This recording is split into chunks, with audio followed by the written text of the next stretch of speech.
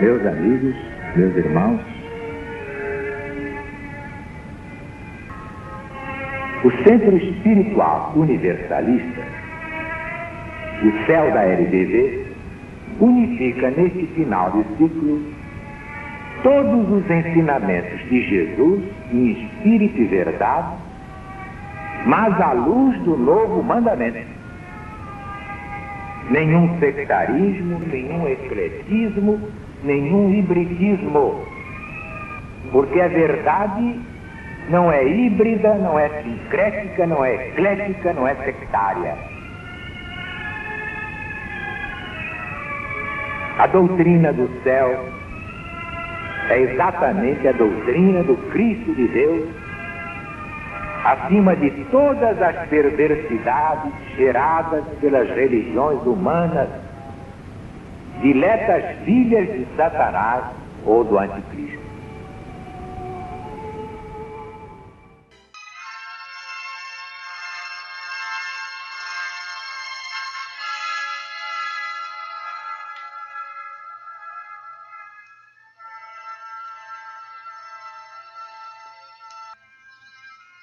Doutrina do céu, Espírito da verdade. Alziro Zaru responde. A lição de hoje é: levanta-te e caminha. Publicada no jornal Gazeta de Notícias, no dia 14 de agosto de 1970.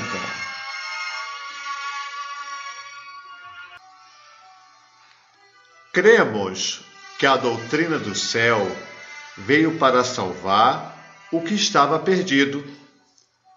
Cada um, conhecendo a verdade das leis de Deus, passa a ser o médico especialista de si mesmo. Como o Espírito da verdade explica a maravilhosa cura do paralítico.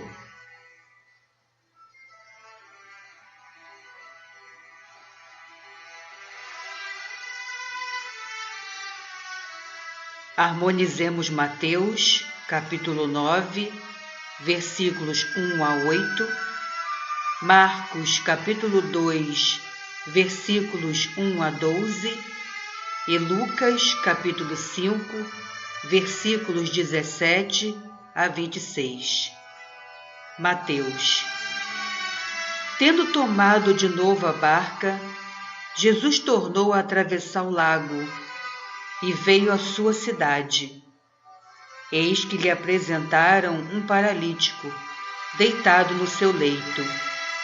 Jesus, vendo-lhe a fé, disse ao paralítico: Filho, tem confiança, teus pecados te foram perdoados.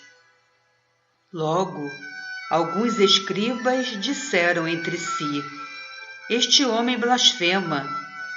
Jesus, lendo os seus pensamentos, falou: Por que abrigais maus pensamentos em vossos corações? Que é mais fácil dizer: Teus pecados te foram perdoados, ou levanta-te e caminha? Ora, para que saibais que o Filho do Homem tem na terra o poder de remir os pecados, eu digo a este paralítico: levanta-te, toma o teu leito e volta para a tua casa. Imediatamente, o paralítico se levantou e voltou para casa. Vendo isso, a multidão, tomada de espanto, rendeu graças a Deus, que deu aos homens tamanho poder. Marcos. Alguns dias depois, voltou Jesus a Cafarnaum. Mal ouviram dizer que ele estava em casa, reuniu-se lá tanta gente que a casa ficou apinhada até fora da porta. E Jesus pregava a palavra de Deus. Trouxeram-lhe então um paralítico, carregado por 4 homens. E como, por causa da multidão, não o pudessem levar até junto do mestre, fizeram no teto uma abertura e por aí desceram o leito em que jazia o paralítico. Observando-lhes a fé, Jesus disse a este último: Filho, são perdoados os teus pecados. Ora, estavam por ali sentados alguns escribas, em cujos os corações se aninhavam estes pensamentos. Que diz este homem? Ele blasfema. Quem pode perdoar pecados, senão Deus unicamente? Jesus, pelo seu Espírito, reconheceu logo o que eles pensavam de si, para si, e lhes disse: Por que animais esses pensamentos em vossos corações? Que é mais fácil dizer a este paralítico: São perdoados os teus pecados? Ou levanta-te, toma o teu leito e caminha. Para que saibais que o Filho do Homem tem, na terra, o poder de perdoar pecados, digo a este paralítico: levanta-te, toma o teu leito e volta para a tua casa. No mesmo instante, o paralítico se levantou, tomou o seu leito e partiu, diante de toda a gente. O povo se encheu de espanto e, glorificando a Deus, exclamou: Nunca vimos coisa semelhante. Lucas. Um dia em que estava a ensinar entre os fariseus e os doutores da lei, que tinham vindo de todas as aldeias da Galiléia, da Judéia e de Jerusalém, e sentaram ao redor dele, e em que a virtude do Senhor estava com ele para os curar. Eis que alguns homens, trazendo num leito um paralítico, procuravam meio de fazê-lo entrar na casa e chegar até junto do Cristo. Como não achassem por onde fazê-lo entrar, por causa da multidão, subiram ao telhado da casa e, levantando as telhas, por aí desceram o leito em que se achava o paralítico e o colocaram no meio da sala, diante de Jesus. Este, observando-lhes a fé, disse ao doente: Homem, são perdoados os teus pecados. Então, os escribas e os fariseus se puseram a pensar, dizendo de si para si: Quem é este que assim blasfema? Quem pode perdoar pecados, senão Deus unicamente? Jesus lhes conheceu os pensamentos e, respondendo, falou: Que será mais fácil dizer: São perdoados os teus pecados? Ou levanta-te e caminha?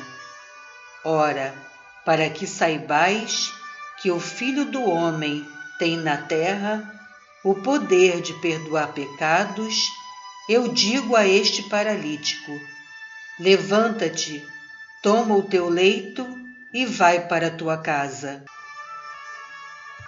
No mesmo instante, o paralítico se levantou diante de todos e, tomando o leito em que estivera deitado, voltou para sua casa, rendendo graças a Deus. Todos, tomados de assombro, glorificavam a Deus e diziam, cheios de temor: Coisas maravilhosas vimos hoje. Jesus curou o paralítico pelos mesmos processos de que usou para com o servo do centurião, operando aquela cura material que os escribas, os fariseus e a multidão consideraram um milagre.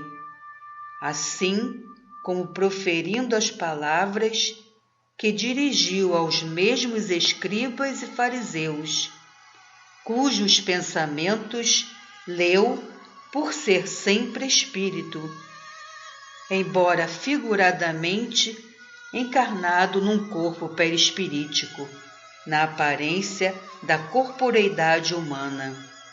Jesus teve por fim, no momento, dar a ver aos homens que aquele que dispunha de tal poder estava acima de qualquer inteligência e forçá-los a curvar a fronte diante da autoridade divina. E diz o Evangelho: vendo isso, a multidão se encheu de espanto e glorificou a Deus por haver dado tal poder ao homem. A multidão, os escribas e os fariseus consideravam então Jesus, como sabeis, um homem igual aos outros. Essas palavras, inspiradas à multidão e reproduzidas por Mateus, sob a influência mediúnica, tinham um fim oculto que só mais tarde, por meio de nova revelação, se tornaria patente: o de preparar os homens a compreenderem que, quando tiverem atingido os limites extremos da perfeição que podem conseguir na terra, também lhes será facultado fazer coisas como aquelas, tidas na conta de milagrosas, mas na verdade naturais.